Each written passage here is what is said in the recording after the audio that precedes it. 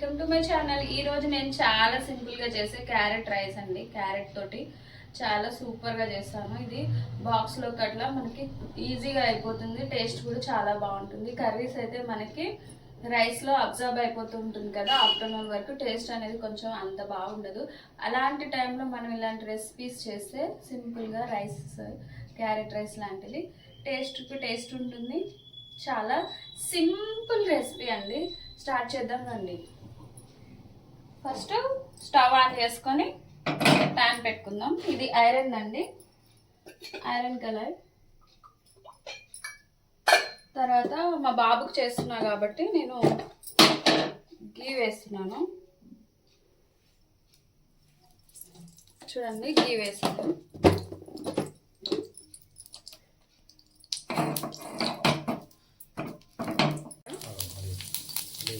కొంచెం జీలకర్ర వేసుకోండి.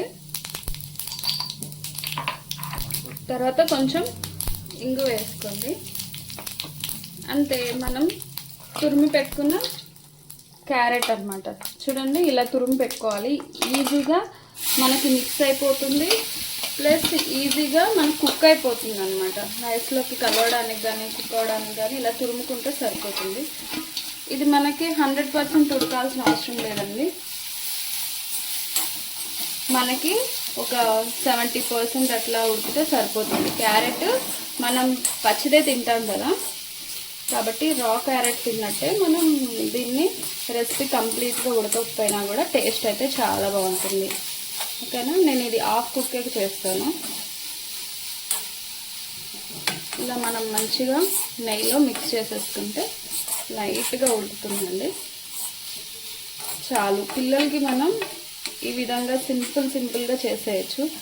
మనం డిఫరెంట్ కర్రీస్ వండుకుంటాం కదా, చట్నీస్ అట్లా. ఒకసారి మనకి ఇబ్బంది అవుతుంది ఆ కర్రీ పెడితే తింటారో తినరో అని. అలాంటి టైంలో ఈజీగా చేసే రెసిపీ అండి. చూడండి, హాఫ్ మగ్గిపోయింది. ఇప్పుడు మనం సాల్ట్, కారం వేసుకున్నాము. పచ్చిమిరపకాయలు కూడా వేసుకోవచ్చండి, కానీ మా బాబు పచ్చిమిరపకాయలు ఉంటే తినడు కాబట్టి నేను సింపుల్గా కొంచెమే కారం, ఇంతే. చూడండి, హాఫ్ చిన్న స్పూన్ అనమాట. ఎందుకంటే ఇది లైట్గా స్వీట్గా కొంచెం కారంగా ఉంటేనే బాగుంటుంది. చూడండి, కొంచెం ఉప్పు,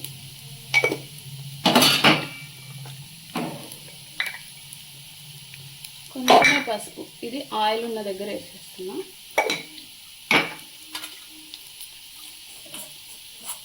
చూసాక ఇప్పుడు మిక్స్ చేసుకుంటే మళ్ళీ ఒక 2 minutes క్యాప్ పెట్టేసి మూత పెట్టేసి ఉంచేసామంటే ఫినిష్, రెడీ అయిపోయినట్టే. కష్టమే ఉండదండి, చాలా ఈజీ. ఇలా తురిమి మనం సొరకాయ చేయొచ్చు, ఇలా క్యారెట్ చేయొచ్చు. మనం డిఫరెంట్గా పిల్లలు తినను అంటారు కదా, అలాంటివన్నీ ఈ విధంగా మనం చేసి పెట్టచ్చు. లేదా పచ్చడి రూపంలో కూడా పెట్టేసేయచ్చు. నేనైతే ఇలాగే చేస్తుంటాను. ఎందుకంటే మా బాబు అన్నీ ఇది వద్దు అది వద్దు అని ఇబ్బంది పెడుతుంటాడు. వాడికి ఇవే ట్రీట్మెంట్. చూడండి, రెడీ అయిపోయింది. కొంచెం ధనియాల పౌడర్ వేసుకోవచ్చు.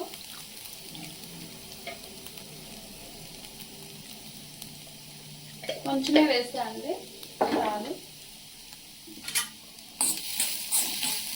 ఇప్పుడు చూసారు కదా, ఇది కొంచెమే కుక్ అయింది.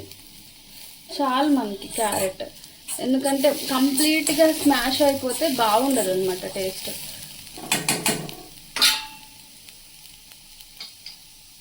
ఇప్పుడు చూడండి, రైస్ వేసేస్తున్నాను.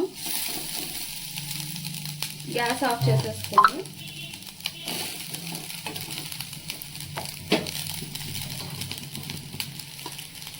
ఇంతే, ఇదే ఎక్కువ అయిపోతుంది రైస్.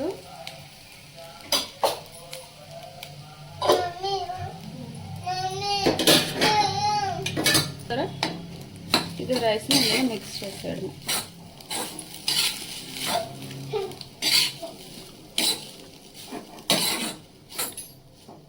కలర్ఫుల్గా ఉంది కదా, ఇలా ఉండాలి. పిల్లలకి ఇబ్బంది అనిపించదు, తినడానికి కూడా టేస్ట్ అయితే చాలా బాగుంటుంది. మనం ఇందులో హెవీగా ఏం మసాలాలు వేయద్దండి. గీ వేసాం కదా, టేస్ట్ చాలా బాగుంటుంది. అలాగే మీ పిల్లలకి డైలీ గీ కలిపి పెట్టండి. ఏ రైస్లో అయినా సరే మంచిగా బ్రెయిన్ డెవలప్మెంట్ అనేది ఉంటుంది. బ్యాడ్ కొలెస్ట్రాల్ అనేది తగ్గిపోతుంది మనం గీ వాడుతూ ఉంటే. మేమైతే డైలీ వాడుతుంటాము మా బాబుకి అయితే.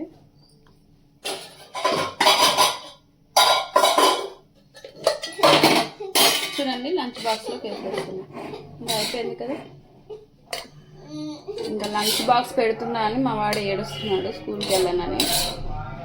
మా ఇంట్లో అయితే వాడిని స్కూల్కి పంపించడం పెద్ద టాస్క్.